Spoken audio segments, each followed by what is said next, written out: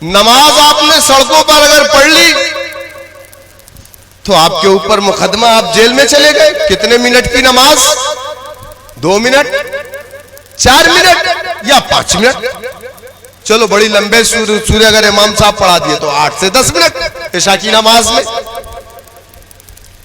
1 महीना कांवड़ यात्रा पे पूरे उत्तर प्रदेश की सड़कें बंद थी।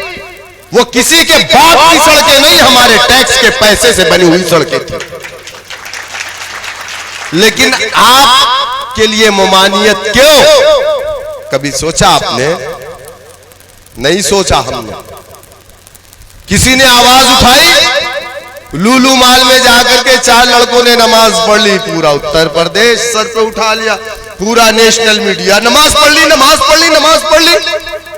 नमाज पढ़ ली, तुम सड़कों को जाम करके पूरे उत्तर प्रदेश की पश्चिमी यूपी से लेकर के गाजियाबाद से गाजीपुर तक की नेशनल हाईवे को एक तरफ बंद करके आप लोगों ने कांवड़ यात्राएं निकाली, लोगों को लाठियां मारा, डंडे मारे, गाड़ियों को जला दिया, गाड़ियों को तोड़ दिया, शराब पिया, क्या क्या नौटंकी नहीं की इन लोगों ने धर्म के नाम पर। बताओ आप, कुछ हुआ? कुछ नहीं हुआ। क्यों नहीं हुआ जानते हैं आप? इसलिए नहीं हुआ कि उनके पास एक बहुत बड़ी ताकत है। वो ताकत किस चीज की है? पैसे की नहीं।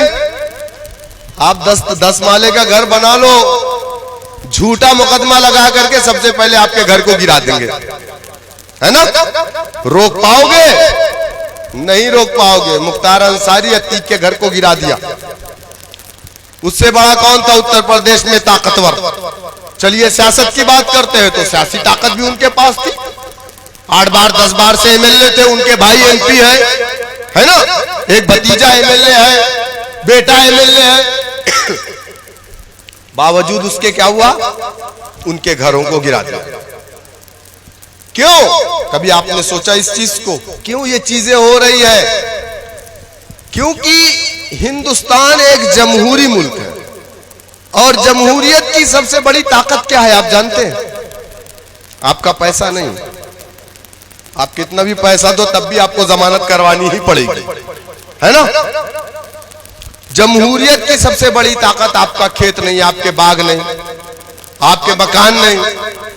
जमहूरियत की सबसे बड़ी ताकत सियासत है। क्या है?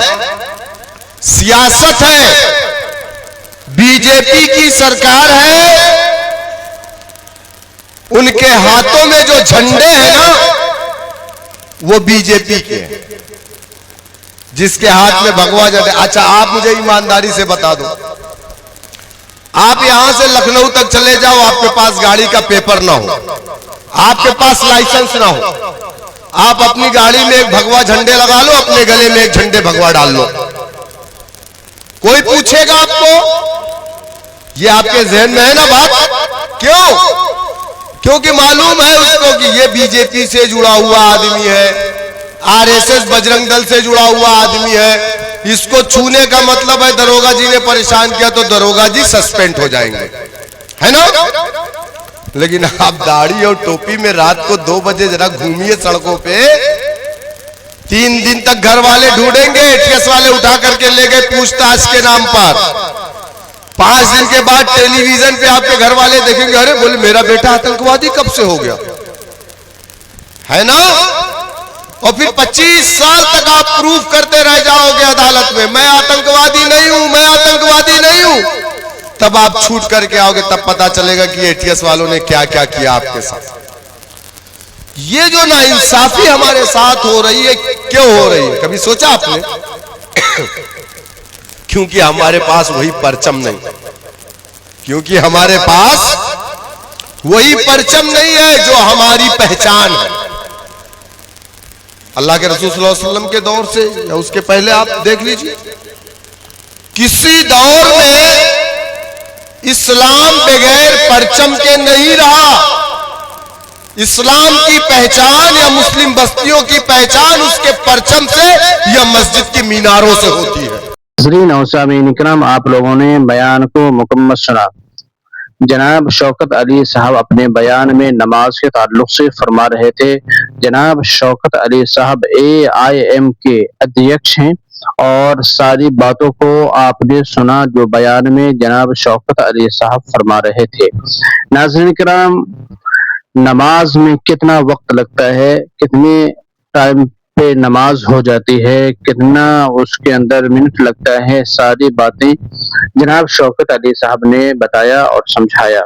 दोस्तों, हम सबको चाहिए और कि अपने कायदीन और उलमाए किराम की बातों पर अमल करें, समझें और मुल्क हिंदुस्तान में हम सबको मोहब्बत के साथ, अमन के साथ हम सबको जिंदगी गुजारने की अल्लाह तबारक व तआला तौफीक अता फरमाए। कोशिश करें इत्तेफाक और इत्तेहाद के साथ रहें।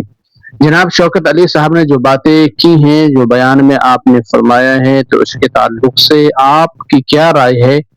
अपनी राय जरूर कमेंट सेक्शन में पेश कीजिए और इस वीडियो को लोगों तक पहुंचाइए, शेयर कीजिए। अस्सलाम वालेकुम व रहमतुल्लाहि व बरकातहू।